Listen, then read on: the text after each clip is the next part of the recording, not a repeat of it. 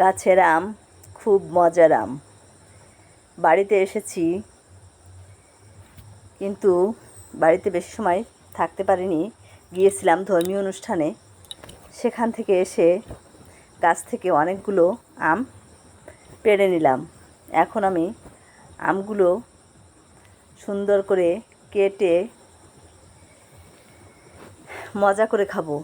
তাই আমগুলো আমি এভাবে নিচে একটা প্লেট রেখে আরেকটা প্লেটে একটা একটা করে সমস্ত আমগুলোই আমি কেটে নিয়েছি। আমার এত মজার লাগে আমাদের গাছের আম। এখন অনেক মিষ্টি হয়েছে। আমটা খেলে এই গরমে পুরা শরীরটা জুড়িয়ে যাবে। তাই দেখুন, আমি এক প্লেট আমি কিন্তু কেটে নেব। এরপরে আমি আমের উপরে সামান্য বিট লবণ আর কাঁচা পাকা মরিচ দিয়ে একটু ছিটিয়ে চামচ দিয়ে নেড়ে চেড়ে হালকা করে একটু মেখে নেব।